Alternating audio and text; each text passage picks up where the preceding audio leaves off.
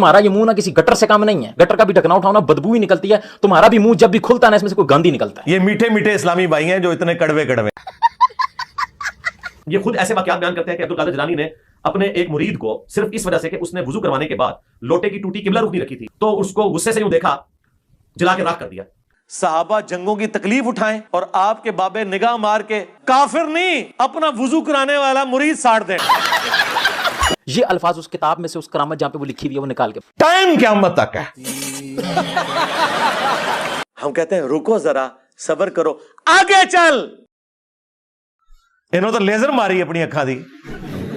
مجھے لگتا ہے یہ ساری ہالی ووڈ کی فلمیں جو ہے نا یہ بزرگوں کو ہی دیکھ کے بنائی گئی ہیں, آنکھوں سے لیزر نکال کے. سر اصل میں نا یہ چیزیں ایتھکس سے تعلق رکھتی ہیں, یہ چیزیں ان لوگوں کو سمجھ آتی ہیں جو کبھی کسی بزرگوں کی صحبت میں بیٹھے. تو چپ کر کے مسرا دی دال لائے باہر نکل.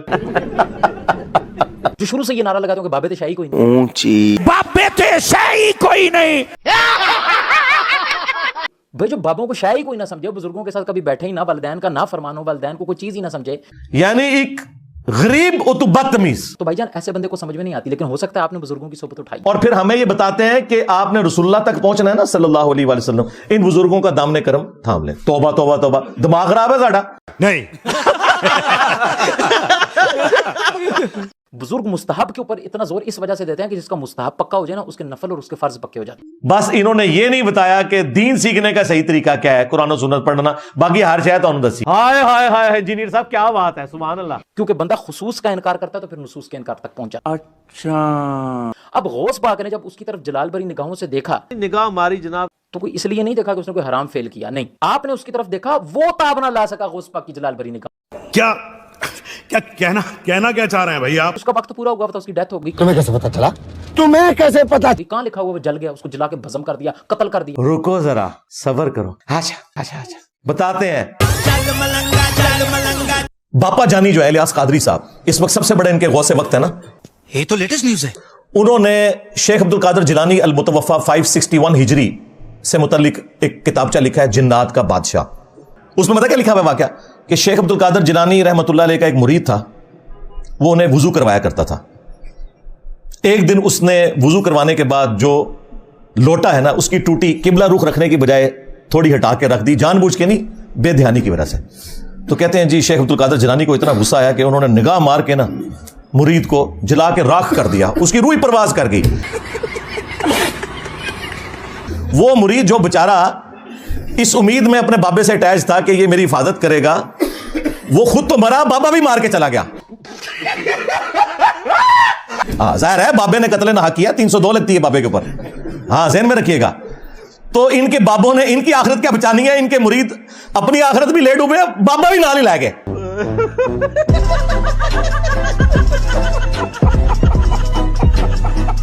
بھئی اس طرح تو آپ دیکھیں قرآن پاک میں واقعہ موجود ہے, موسیٰ علیہ السلام آئے, موسیٰ علیہ السلام نے قبطی کو جب مکہ مارا وہ مار گیا. بھئی موسیٰ علیہ السلام نے مارا, مارنے کی نیت سے نہیں مارا, قتل کی نیت سے نہیں مارا, سامنے والے کی طاقت ہی نہیں تھی, وہ جھیل ہی نہیں سکا, اس کی روح جو ہے وہ پرواز کر گئی. یہ ہو گیا تھا, وہ ہو گیا تھا.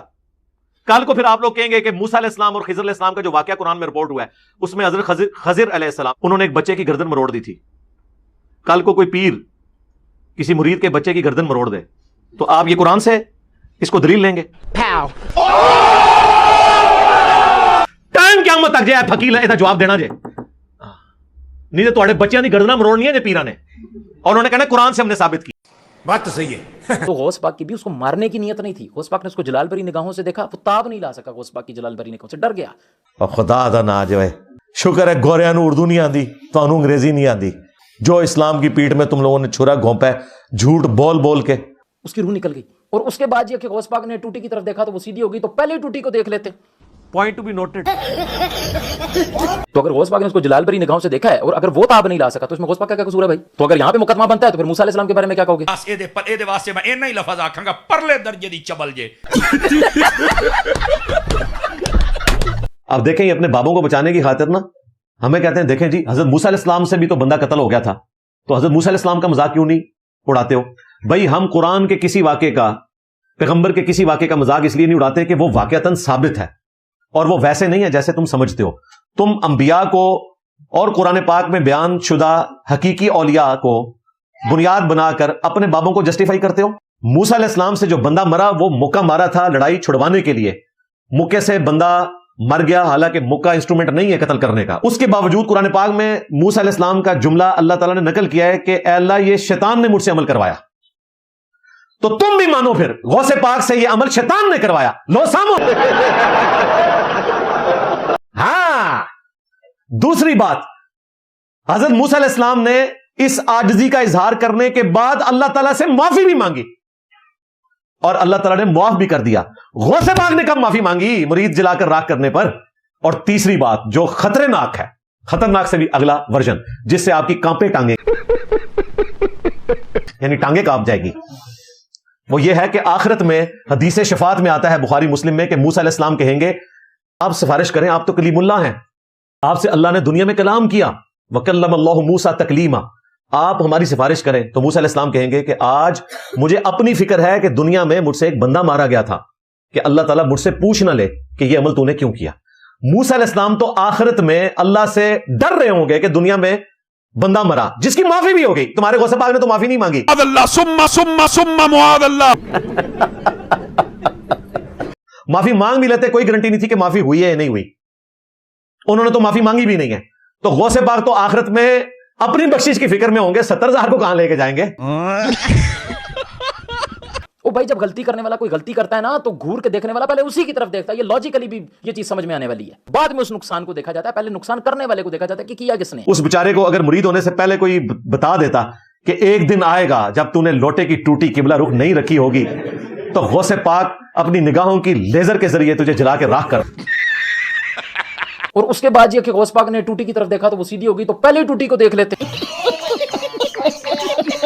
اچھا اگر پہلے ٹوٹی کو دیکھ لے تو بعد میں وہ نہ مرتا اگر اس کا ٹائم پورا ہوا ہوتا.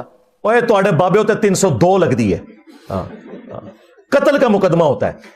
اور اگر اپنے بابوں کو بچانا ہے تو ان واقعات سے اعلان برات کرو، ورنہ قرآن کی روح سے ایسا بابا ہمیشہ کے لیے جہنم میں ہے جس نے اپنا مرید جلا کے راکھ کر دیا. کیونکہ قرآن میں ہے جس نے قتل نہ حق کیا مومن کا وہ ہمیشہ کے لیے جہنم میں. لو سامو پھر فضول قسم کی باتیں، حجتیں کرنا. ظاہر جب سارا دن بیٹھ کے میمز بناؤ گے تو اسی قسم کی حرکتیں کرو گے. دین پڑھ لیتے تو اس قسم کی حرکتیں نہ کرتے. کو شرم نہیں آتی کہ ان لوگوں نے مرنا ہے. یہ شیطانی توحید کے اوپر چل رہے ہیں، رحمانی توحید کے اوپر نہیں چل رہے. لہذا ان لوگوں کو ایکسپوز کرنا پبلک کے سامنے کہ ان کی معصوم شکلوں سے آپ لوگ دھوکہ نہ کھائیں. یہ امت کو اتنے خطرناک عقائد دے رہے ہیں کہ جس کا تصور بھی نہیں آپ کر سکتے. اور میمز ان کو بڑی چبھتی ہیں، کہتے ہیں جی میمز بنا رہے ہیں. بھائی جب آپ کو علمی بات سمجھ نہیں آ رہی تو پھر آپ کو تفنن کے سٹائل میں ہی بات سمجھائی جائے گی کہ بھائی کہنا کیا چاہ رہے ہو.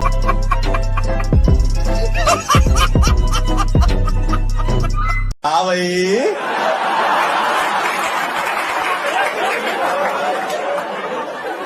کیسی لگی؟ آگے سواد